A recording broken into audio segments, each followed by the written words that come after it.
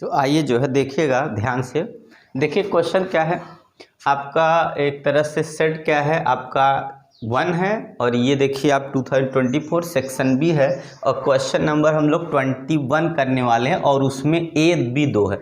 ए का मतलब है पहले ए करेंगे या ऑप्शनल में बी कर सकते हैं। तो यहाँ क्या है, एन एयर बबल इस ट्रैप एट पॉइंट बी, मतलब क्या है, अगर कोई स्फेरिकल जो है बॉल है या कुछ है, उसके अंदर यहाँ बी पॉइंट पे क्या है, एयर है। ठीक है, यहाँ एयर है और उसकी डिस्टेंस सी से कितनी है, तो आपका दिया है 20 सेंट, सी बी की value 20 centimetre in a glass sphere, कोई स्फेरिकल ग्लास है, आप रेडियस 40 सेंटीमीटर, और इसका जो रेडियस है वो कितना है, यहाँ से यहाँ तक 40 सेंटीमीटर। रिफ्रैक्टिव इंडेक्स कितना है उस ग्लास का, 1.5 है, सोन इन फिगर, ये फिगर में दिया है। Find the nature and position of image of the bubble seen by the observer at point. अगर ऑब्जर्वर यहाँ है, यहाँ से अगर इसको देखता है तो उसको कैसा पोजीशन नेचर दिखेगा या क्या देखने में लगता है, यही हम लोग को बताना है। क्वेश्चन देखिए बहुत अच्छा है, तो बच्चे थोड़ा इसमें कंफ्यूज हो जाएंगे क्योंकि ऐसे क्वेश्चन देखने को नहीं मिले, पर कोई बात नहीं है।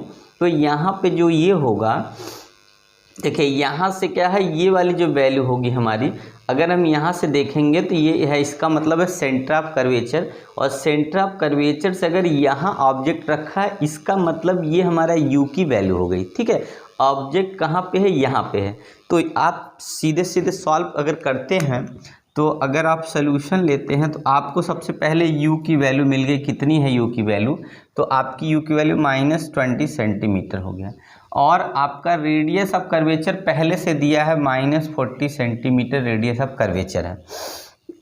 n1 की वैल्यू जो है वो कितनी है, तो n1 की वैल्यू आपकी हो जाएगी, यहाँ से 1 है एयर के लिए, और n2 जो रिफ्रैक्टिव इंडेक्स है उसकी वैल्यू 1.5 होगी, और जो फार्मूला लगेगा वो n1 अपान कितना v माइनस n2 अपान कितना होगा u हो जाएगा, इक्वल टू कितना होगा, n1 minus n2 upon r लगेगा, क्योंकि जो है ये डेंसर से रेयरर के फार्मूला लगेगा, क्योंकि ऑब्जेक्ट कहाँ पे है, डेंसर में है, और ऑब्जर्वर कहाँ पे, रेयरर में है, तो डेंसर से रेयरर के लिए फार्मूला लगेगा।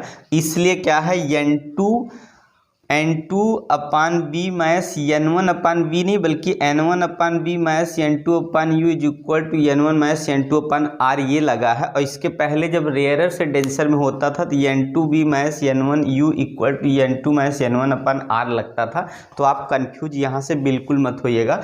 अब यहाँ से देखिएगा 1 अपान बी की वैल्यू आपको पता नहीं है, और यहाँ 1.5 है, और u की वैल्यू आपने देखा है कि -20 आपका है, इक्वल टू यहाँ पे ये कितना हो गया, 1 माइनस 1.5 अपान आर की वैल्यू -40 होगी। इसी को आपको बस सॉल्व कर लेना है, बस और कुछ नहीं करना। तो देखिएगा 1 अपान बी इज इक्वल टू, इसको सॉल्व करेंगे ध्यान से, प्लस हो जाएगा यहाँ पे, और इस प्लस को इधर लाएंगे। अब यहाँ कितना बचेगा, तो 0.5 अपान कितना हो गया यहाँ पे आपका, देखिए ये भी माइनस में बचेगा तो ये प्लस हो जाएगा 40, और ये वाला जब हमारा प्लस हो गया इस तरफ आएगा तो माइनस हो जाएगा।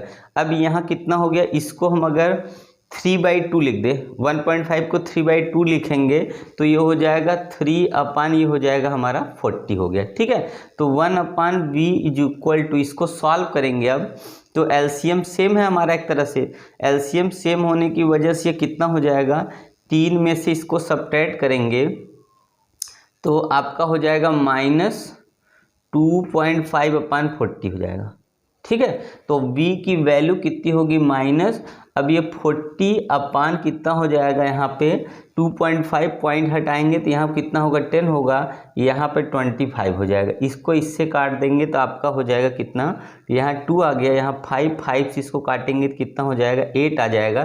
तो b की वैल्यू आ गई -16 सेंटीमीटर। इसका मतलब है इमेज कहाँ बनेगा, -16 सेंटीमीटर पर बनेगा। नेचर कैसा, वर्चुअल है, कैसा है,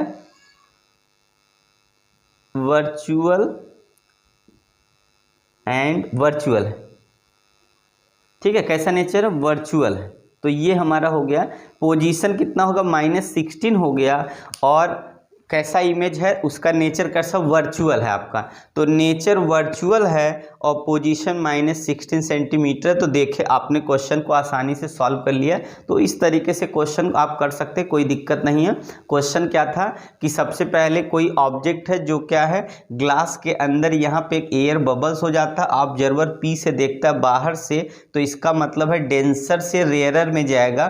तो डेंसर से रेयरर के लिए आपको फॉर्मूला लगाना है और यू की वैल्यू आपकी कितनी हो गई, क्योंकि सेंटर ऑफ कर्वेचर से बात हो रहा, तो सी सेंटर ऑफ कर्वेचर यहाँ से है, इसका मतलब यहाँ से सेंटर से देखा जाएगा, तो ये वाली वैल्यू हमारी u हो गई और यहाँ पे v हो गया, और n1 n2 की वैल्यू दिया है। इस फॉर्मूले में डेंसर टू रेयर लगाएंगे तो आपका आंसर सॉल्व होके आ गया, -16 सेंटीमीटर वर्चुअल आ गया। ठीक है, आया समझ में? तो इस तरीके से आप क्वेश्चन आसानी से कर सकते हैं बिना डाउट के, और आसानी से क्वेश्चन को सॉल्व कर लेंगे।